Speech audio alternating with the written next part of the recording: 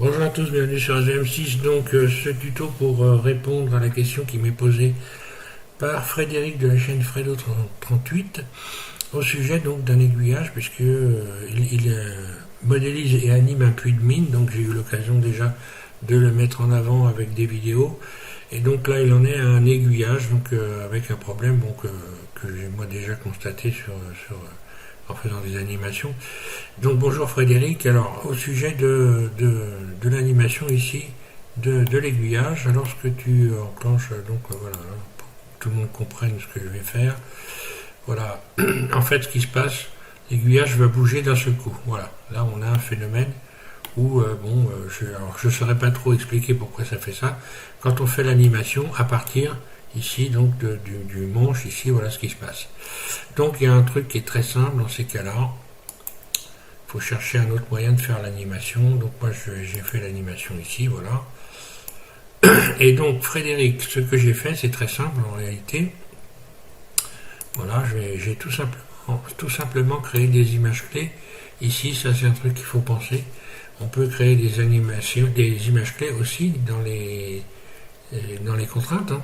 Et donc voilà, tout simplement. Donc je vais reprendre le truc très simplement. Hein. Alors évidemment, j'imagine que tu sais, que tu as compris ce que j'ai fait, mais pour ceux éventuellement qui regardent et qui ont besoin d'apprendre, ça peut être un peu intéressant de savoir comment j'ai fait ça. Donc je vais supprimer les images clés ici, qu'il y a ici, donc X, supprimer image clé, ok. Et puis ici, donc là, je vais insérer une image clé. Déjà, premièrement, ici, enclencher l'enregistrement. Puis ici, j'insère une image clé, un clic droit, insérer une image clé, voilà.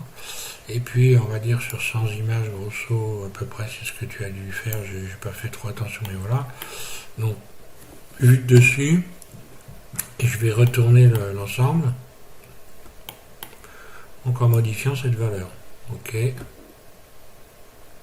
Là, je lâche, donc une image clé s'est enclenchée, puisque ici j'ai enclenché l'enregistrement, donc c'est bon. Ensuite, je vais laisser quelques images pour qu'il y ait un mouvement, qu'il n'y ait plus de mouvement à ce moment-là. Voilà. Je réinsère une image clé.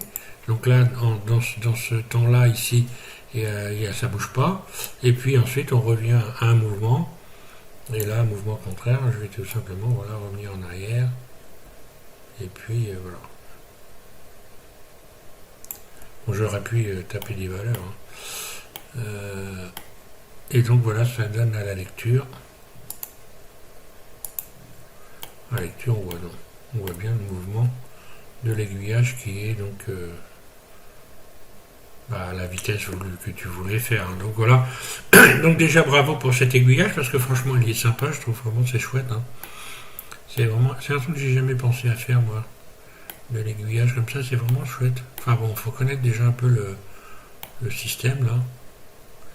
En tous les cas, tu as choisi donc les bonnes contraintes. Hein. Tu as fait le boulot, on va dire. Hein. Voilà, donc, Frédéric, pour l'autre question que tu m'as posée dans les commentaires, j'ai pas encore tout bien compris. Je vais relire. Faut dire, j'ai lu assez rapidement. Je vais relire. J'ai pas tout compris ce que tu avais comme problème, mais bon, je vais essayer de trouver la solution à ton problème. Et donc, au passage, je ne sais pas si je l'ai dit déjà, si je te l'ai dit, ou si Didier, peut-être Didier, t'a contacté, Didier a fait réaliser donc des galeries souterraines, des galeries de mines, et voilà, ça peut être intéressant pour toi dans ces tutos. Donc, si tu les as pas vus, regarde-les parce que la façon de procéder, c'est la bonne. Hein. C'est à mon avis ce que tu dois faire pour avoir quelque chose de suffisamment, enfin assez réaliste et puis pas trop lourd, on va dire, voilà.